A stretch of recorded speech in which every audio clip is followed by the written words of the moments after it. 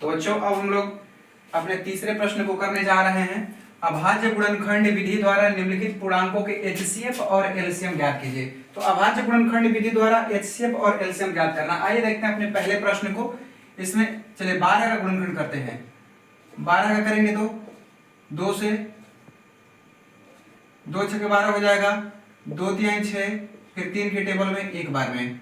तो 12 का गुणनखंड हो जाएगा 2 गुणे 2 गुणे 3। अगला अंक है 15। 15 का करेंगे 3 5 15, फिर 5 के टेबल में एक बार में।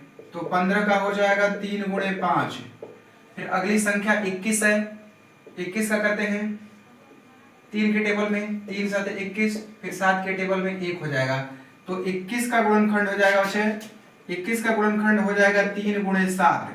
अब हम लोग को एचसीएफ और एलसीएम ज्ञात करना है। तो एचसीएफ के लिए हम लोग देखते हैं कि तीनों में, अब 3 संख्या है तो तीनों में जो कॉमन होगा वो हम लोग का एचसीएफ होगा। देखिए तो 3 जो है इन तीनों संख्याओं में मिल रहा है, तो तीनों के गुणनखंड में 3 कॉमन है, तो 3 हो जाएगा इसका एचसीएफ। और एलसीएम निकालने के लिए क्या करते हैं आप लोग जानते ही हैं, पिछले क्वेश्चन में बता चुके हैं। पहले तो देखेंगे जो कॉमन होगा उसको लिख लेंगे। तीनों में 3 कॉमन है तो 3 को लिख लेंगे। अब पहले लाइन में 2 बार 2 बचा है तो 2 गुणे 2 लिख लेंगे, गुणे दूसरे लाइन में 5 बचा है, गुणे तीसरे लाइन में 7 बचा है। अब हम लोग अगर सबका गुणा करेंगे तो आ जाएगा 420। तो ये आंसर हो जाएगा हम लोग का एलसीएम हो गया और ये 3 हो जाएगा एचसीएफ। ठीक है, अगला क्वेश्चन देखते हैं बच्चे, दूसरा वाला। तो दूसरे प्रश्न के लिए 17 को, तो 17 को तो जानते ही हैं, इसको तो कटाने की जरूरत ही नहीं है। 17 से ही कटेगा। 17 है तो ये तो 17 से ही कटेगा एक बार में। अब 23 भी है, 23 भी अभाज्य संख्या है तो 23 भी 23 से ही कटेगा एक बार में। और 29 भी अभाज्य संख्या है तो 29 भी 29 के ही टेबल में आएगा, ये भी एक बार में कट जाएगा।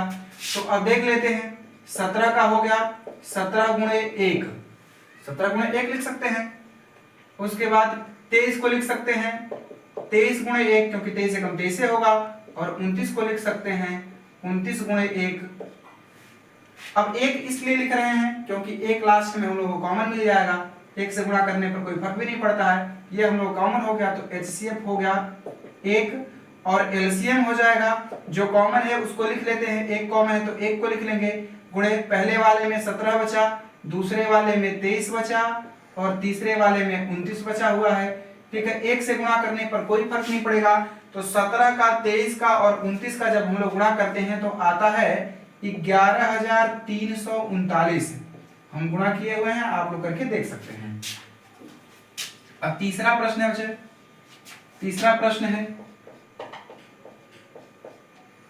8 9 और 25। चलिए डायरेक्ट कर देते हैं।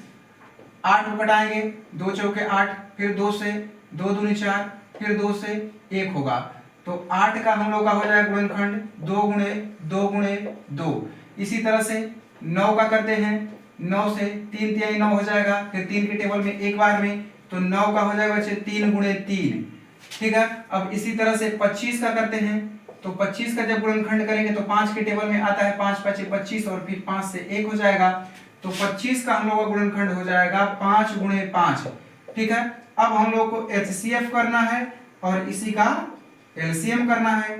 तो एचसीएफ जो तीनों में कॉमन होता है वही एचसीएफ होता है। हम लोग देख रहे हैं कि इसमें सब में 2 है, इधर कहीं 2 नहीं दिख रहा है। इसमें 3 है, इधर कहीं 3 नहीं दिख रहा है। इसमें 5 है तो इन दोनों में कहीं 5 नहीं दिख रहा है। तो हम लोग जानते हैं बच्चे कि 1 से गुणा करने से कोई फर्क नहीं पड़ता है, वही संख्या रह जाती है। अगर सब में हम 1 से गुणा कर देते हैं तो तीनों में 1 हमको कॉमन मिल भी गया और गुणा करने से कोई फर्क भी नहीं पड़ेगा।